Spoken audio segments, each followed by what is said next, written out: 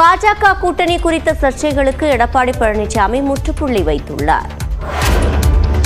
திமுகவிற்கு எதிரான ஒத்த கருத்துடைய கட்சிகளுடன் கூட்டணி அமைக்கப்படும் என கூறிய எடப்பாடி பழனிசாமி பாஜகவுடன் கூட்டணி இல்லை என்பதில் தெளிவாக இருப்பதாக விளக்கம் அளித்துள்ளார். உங்களோட கூட்டணிக்கு பாமகவையும் பாஜகவையும் வரவேற்க கதவு திறந்து வச்சிருக்கீங்களா? கதவு திறந்து வச்சிருக்கு, கதவு மூடுறதெல்லாம் அப்படியெல்லாம் கிடையாது. அதெல்லாம் மற்ற கட்சியில் அப்படி இருக்கும்.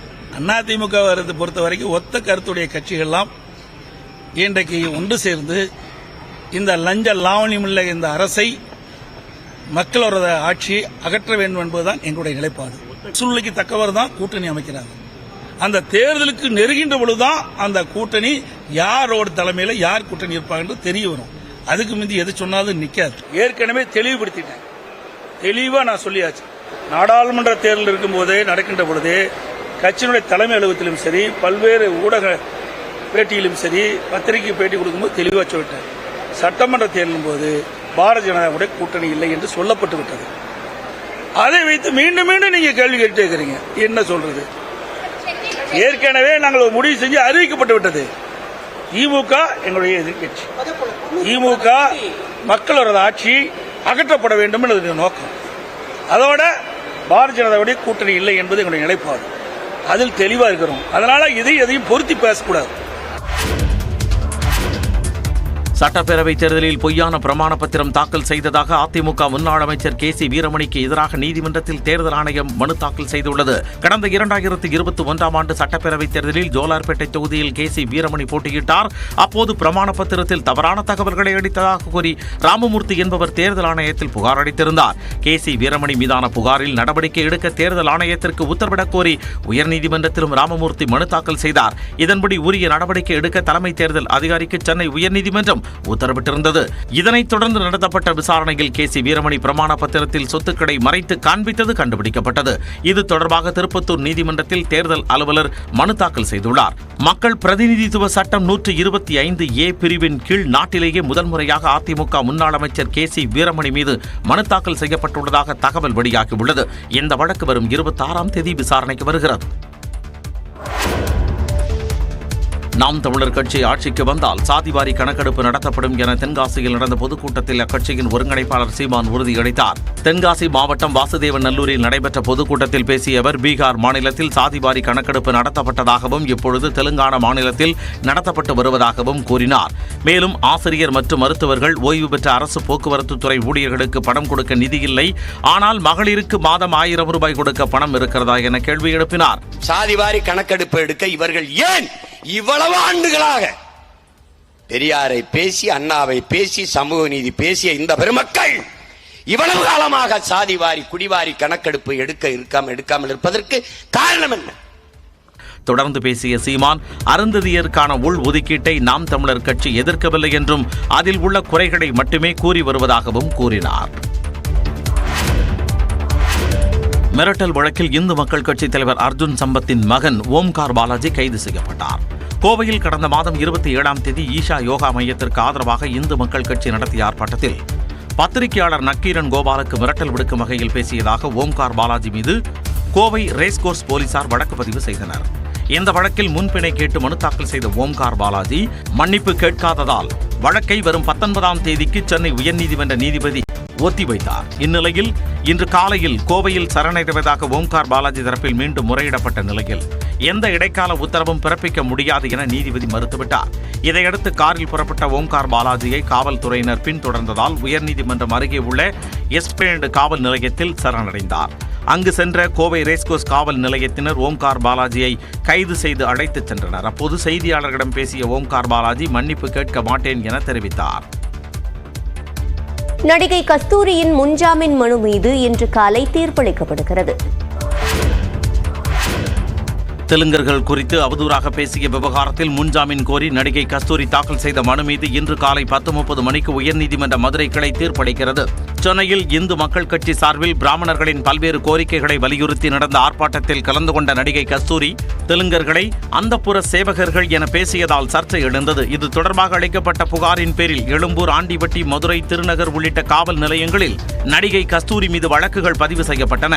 மேலும் சம்மன் அனுப்பிய நிலையில் நடிகை கஸ்தூரி தலைமறைவானார். இந்நிலையில் மதுரை அருகே உள்ள திருநகர் காவல் நிலையத்தில் பதிவு செய்த வழக்கில் முன்ஜாமீன் கோரி உயர்நீதிமன்ற மதுரை கிளையில் அவர் மனு தாக்கல் செய்தார். மனுவை விசாரித்த நீதிபதி ஆனந்த் வெங்கடேஷ் நடிகை கஸ்தூரியின் வெறுப்பு பேச்சுக்கு கண்டனம் தெரிவித்ததுடன் அந்தப்புறம் குறித்த பேச்சின் நோக்கம் என்ன என்றும் சரமாரி கேள்வி எழுப்பினார். அரசு தரப்பு மற்றும் கஸ்தூரி தரப்பில் வாதங்கள் முன்வைக்கப்பட்ட நிலையில் தீர்ப்பு ஒத்திவைக்கப்பட்டிருந்தது. இந்நிலையில் இன்று காலை 10:30 மணியளவில் தீர்ப்பு வழங்கப்படும் என அறிவிக்கப்பட்டுள்ளது. தமிழ்நாட்டின் ஒரு சில பகுதிகளில் நேற்று மழை பெய்தது. வளிமண்டல கீழடுக்கு சுழற்சி காரணமாக சென்னையில் நேற்று லேசான மழை பெய்தது. அதே நேரம் புறநகர் பகுதிகளான குன்றத்தூர், மாங்காடு, சிறுகடத்தூர், மலையம்பாக்கம், சிக்கிராயபுரம் உள்ளிட்ட சுற்றுவட்டார பகுதிகளில் மாலை நேரத்தில் மழை பெய்தது. இதனால் பள்ளி முடிந்து மாணவ மாணவிகள் மழையில் நனைந்தபடி வீடுகளுக்கு திரும்பினர்.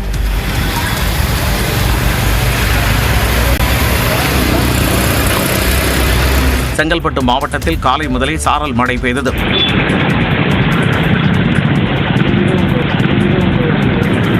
மேல்மருவத்தூர் அருகே செண்டிவாக்கம் என்ற பகுதியில் மழை பெய்தது. இந்த சூழலில் கிளாம்பாக்கத்தில் இருந்து சேத்துப்பட்டு நோக்கி சென்ற அரசு பேருந்து செண்டிவாக்கம் அருகே வந்தபோது மாடுகள் குறுக்கே வந்ததால் அதனை வலது பக்கமாக ஓட்டுநர் திருப்பியுள்ளார். சாலை ஓரத்தில் ஈரமாக இருந்ததால் பள்ளத்தில் பேருந்து சிக்கி விபத்திற்குள்ளானது.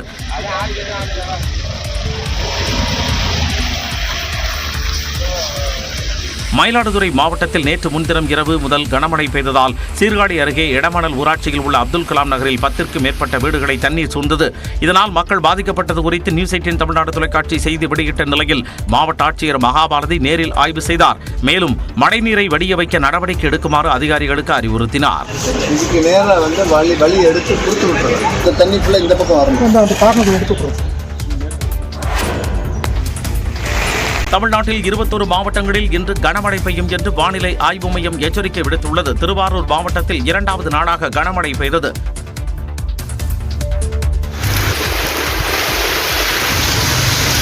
நெல்லை மாவட்டத்தில் மாநகர பகுதியான கேடிசி நகர், மகாராஜ் நகர் உள்ளிட்ட பல்வேறு பகுதிகளிலும், ஏர்வாடி, வள்ளியூர், மூலக்கரைப்பட்டி, ரெட்டியார்பட்டி உள்ளிட்ட புறநகர் பகுதிகளிலும் கனமழை பெய்தது.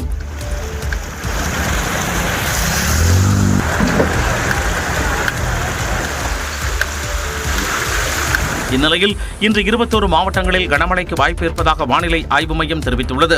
இதன்படி செங்கல்பட்டு, காஞ்சிபுரம், கள்ளக்குறிச்சி, திருவண்ணாமலை, விழுப்புரம், கடலூர், மயிலாடுதுறை, நாகப்பட்டினம், தஞ்சாவூர், திருவாரூர், அரியலூர், பெரம்பலூர், புதுக்கோட்டை, சிவகங்கை, மதுரை, விருதுநகர், தென்காசி, ராமநாதபுரம், தூத்துக்குடி, நெல்லை, கன்னியாகுமரி ஆகிய 21 மாவட்டங்களில் கனமழை பெய்யும் என்று வானிலை ஆய்வு மையம் கணித்துள்ளது.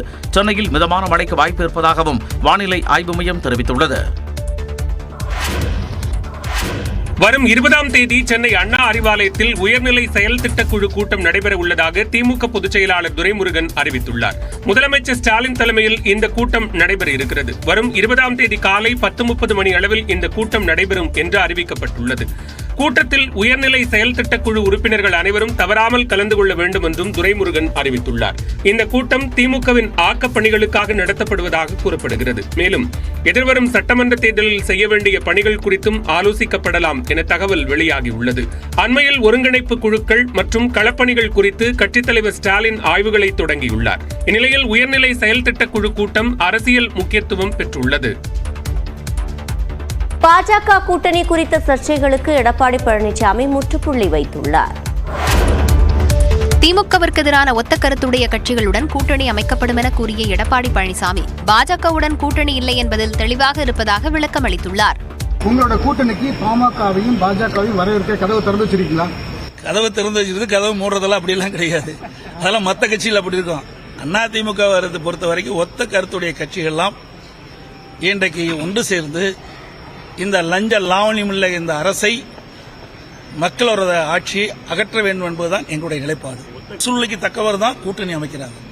அந்த தேர்தலுக்கு நெருங்கின்ற பொழுதுதான் அந்த கூட்டணி யாரோட தலைமையில் யார் கூட்டணி இருப்பாங்க தெரிய வரும். அதுக்கு முந்தி எது சொன்னாலும் நிக்காது. ஏற்கனவே தெளிவுபடுத்திட்டேன். தெளிவா நான் சொல்லியாச்சு. நாடாளுமன்ற தேர்தல் இருக்கும் போதே நடக்கின்ற பொழுதே கட்சியினுடைய தலைமை அலுவலகத்திலும் சரி, பல்வேறு ஊடக பேட்டியிலும் சரி, பத்திரிகை பேட்டி கொடுக்கும்போது தெளிவாக சொல்லிட்டேன். சட்டமன்ற தேர்தலும் போது பாரதிய ஜனதாவுடைய கூட்டணி இல்லை என்று சொல்லப்பட்டு விட்டது. அதை வைத்து மீண்டும் மீண்டும் நீங்க கேள்வி கேட்டு இருக்கிறீங்க. என்ன சொல்றது? ஏற்கனவே நாங்கள் ஒரு முடிவு செஞ்சு அறிவிக்கப்பட்டு விட்டது. திமுக எங்களுடைய எதிர்கட்சி. திமுக மக்களோட ஆட்சி அகற்றப்பட வேண்டும் என்பது நோக்கம். அதோட பாரதிய ஜனதாவுடைய கூட்டணி இல்லை என்பது எங்களுடைய நிலைப்பாடு. அதில் தெளிவா இருக்கிறோம். அதனால எதையும் பொருத்தி பேசக்கூடாது. சட்டப்பேரவைத் தேர்தலில் பொய்யான பிரமாண பத்திரம் தாக்கல் செய்ததாக அதிமுக முன்னாள் அமைச்சர் KC வீரமணிக்கு எதிராக நீதிமன்றத்தில் தேர்தல் ஆணையம் மனு தாக்கல் செய்துள்ளது. கடந்த 2021ஆம் ஆண்டு சட்டப்பேரவைத் தேர்தலில் ஜோலார்பேட்டை தொகுதியில் KC வீரமணி போட்டியிட்டார். அப்போது பிரமாண பத்திரத்தில் தவறான தகவல்களை அளித்ததாக கூறி ராமமூர்த்தி என்பவர் தேர்தல் ஆணையத்தில் புகார் அளித்திருந்தார். KC வீரமணி மீதான புகாரில் நடவடிக்கை எடுக்க தேர்தல் ஆணையத்திற்கு உத்தரவிடக் கோரி உயர்நீதிமன்றத்திலும் ராமமூர்த்தி மனு தாக்கல் செய்தார். இதன்படி உரிய நடவடிக்கை எடுக்க தலைமை தேர்தல் அதிகாரிக்கு சென்னை உயர்நீதிமன்றம் உத்தரவிட்டிருந்தது. இதனைத் தொடர்ந்து நடத்தப்பட்ட விசாரணையில் KC வீரமணி பிரமாண பத்திரத்தில் சொத்துக்களை மறைத்து காண்பித்தது கண்டுபிடிக்கப்பட்டது. இது தொடர்பாக திருப்பத்தூர் நீதிமன்றத்தில் தேர்தல் அலுவலர் மனு தாக்கல் செய்துள்ளார். மக்கள் பிரதிநிதித்துவ சட்டம் 125A பிரிவின் கீழ் நாட்டிலேயே முதல் முறையாக அதிமுக முன்னாள் அமைச்சர் KC வீரமணி மீது மனு தாக்கல் செய்யப்பட்டுள்ளதாக தகவல் வெளியாகியுள்ளது. இந்த வழக்கு வரும் 26ஆம் தேதி விசாரணைக்கு வருகிறது.